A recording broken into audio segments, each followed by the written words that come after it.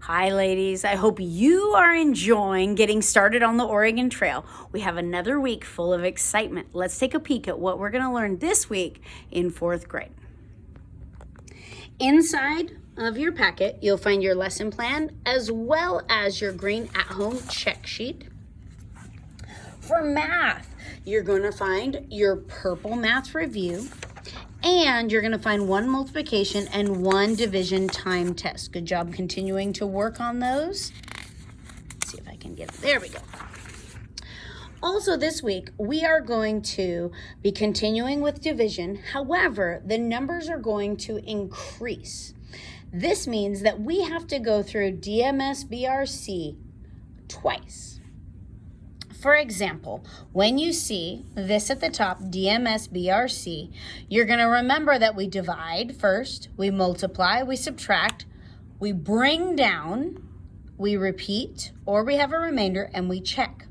This week, you'll see that I entitled this worksheet, Brother Returns, because last week you were working on smaller division problems, like 2 going into 9, 8 going into 51.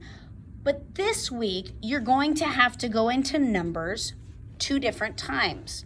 For example, 2 into 23.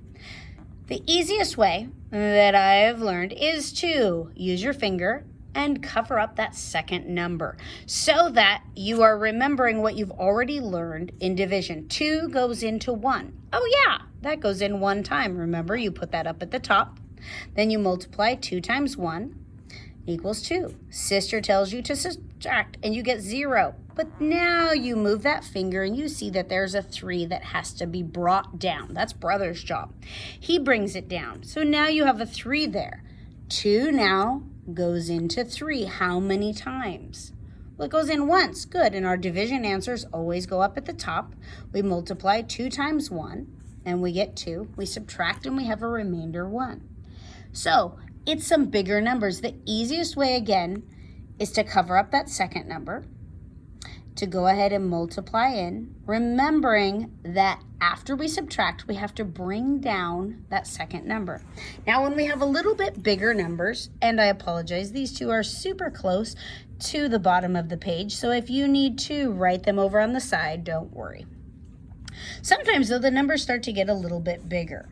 So, for example, 9 into 216. We cover up that 6 and we start with 9 into 21.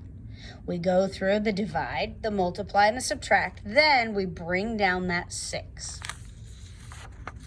We'll be working on those this week. Then we're going to start adding some words to them. And ladies, I want you to notice that you will see some of your classmates' names inside of those problems. They've given me permission to use their name. If you would like me to use your name in some of our math problems, you can just let me know by writing it at the top of this page. Please use my name. If not, please know that I will not use your name until you have given me permission to do that. Again, in language arts this week, you will see that there is not a trifold. We still read the story Apples to Oregon, and it's definitely a tall tale about bringing all kinds of different plants across the Oregon Trail. We still look at that vocabulary, and we still identify 3 cause and effect examples. However, we don't have a test on that this week, but we will practice that vocabulary. You'll also have an oral reading fluency on the pioneers and how they traveled. They talk a little bit about Conestoga wagons. We know that they typically used farm wagons because they were a little bit smaller, or prairie wagons or schooner wagons, schooner ones, I'm sorry. But this one talks a lot about Conestoga wagons. Later, when the trail was a little bit wider and when they didn't go all the way to Oregon, they did use Conestoga ones. We'll continue to work on singular and plural nouns in your green grammar packet that you have. And you will have your new reading calendar that's going to come home. Please make sure that you send back your February calendar as well. You will see that we have where, for Hebrews 13:5, and we have our border sheet, and we have our practice sheets that we do each week. Then for spelling, you're going to see that it's a little bit different this week. We have our Oregon Trail spelling that we are doing. Please know that you will find those words on the back side of the page. And you're going to be doing tic-tac-toe. So you'll be choosing 3 activities that either go vertically, horizontally, or diagonal to be able to do. You only need to do 1 row with 3 activities. Then you'll staple all those activities together and send them in.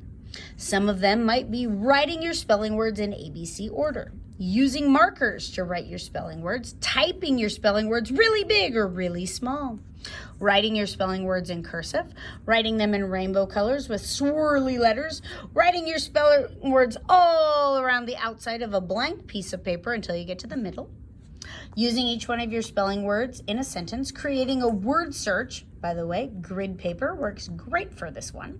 And then finding your words, or writing and illustrating a comic book or a comic strip using your spelling words.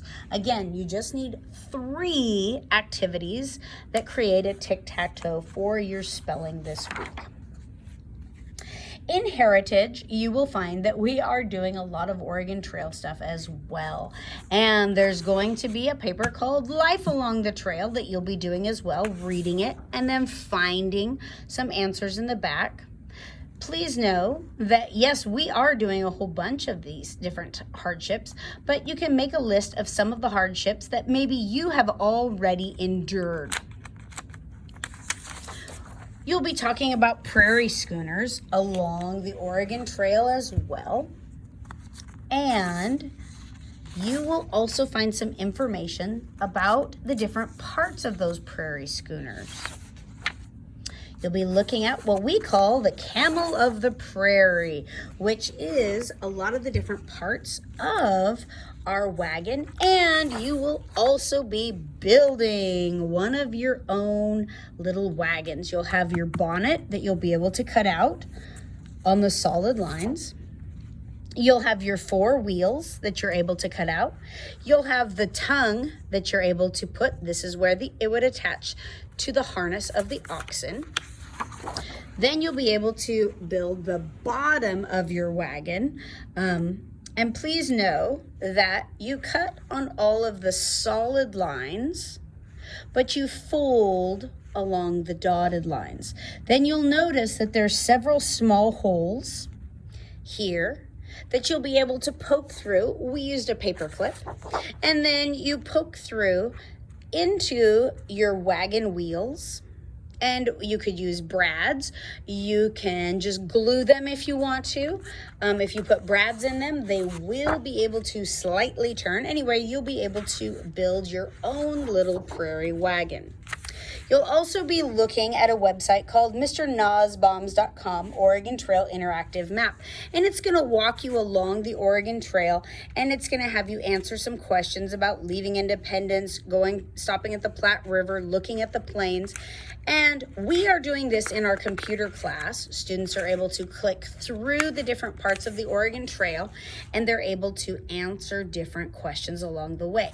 This usually takes them about 2 different computer times, so please don't feel rushed on that. Again, the website is right up here, and I can always send that link to you as well. Which brings me to that Oregon Trail journal that you might be having some questions about. Let's take a peek. My Oregon Trail journal, by the way, that I do in class with students is yellow. I'm working on my quilt square just like you were last week. I'm not done yet, but eventually you're going to cut out your quilt square and it can be glued or stapled right onto the very front of your folder. When you open up your folder, this is where we are keeping our supply wagon and then also the inventory of the livestock that is in our wagon trains. On this very first page, this was the cover of our journal. My last name is Gentry, Angie Gentry, on the Oregon Trail, but we just did it in some fancy lettering. The inside, we dedicated our journal to someone, and then we signed it. Then we start working through the journal. For example, we wrote about our family and why we were coming.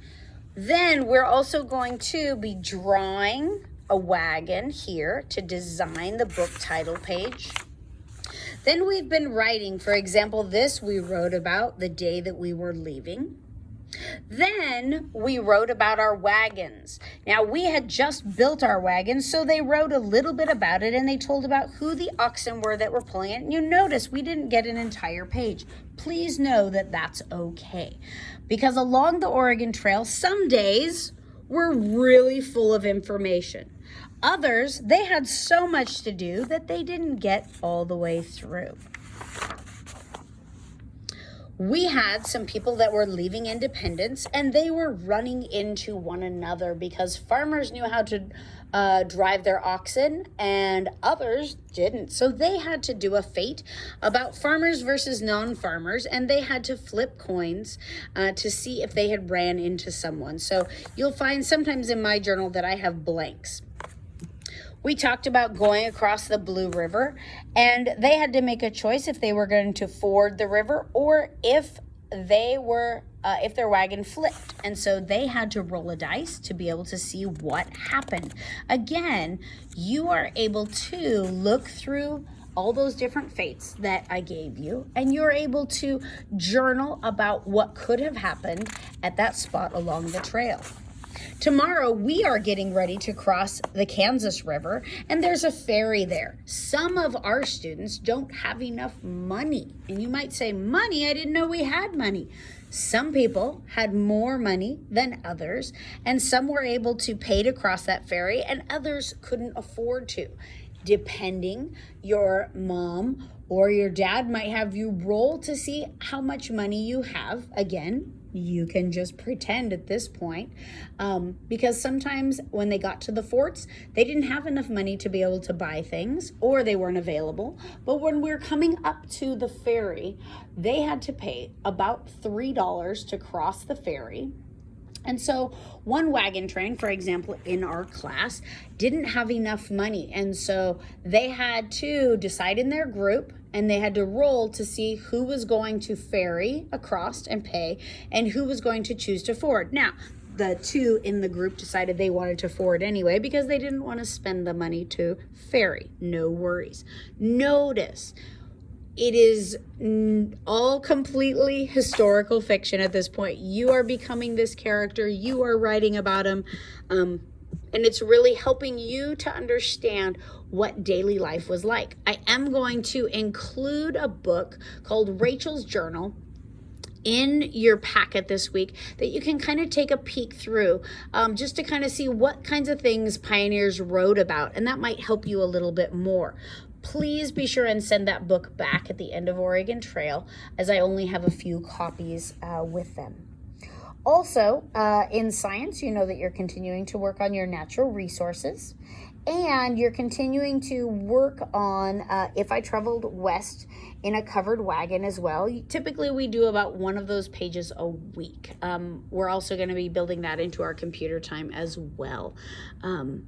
If you have any questions about Oregon Trail, just let me know. I hope you're enjoying it. If you have any other questions, let me know. Feel free to email me, and I will get back to you. Ladies, I hope you have a wonderful day. Bye.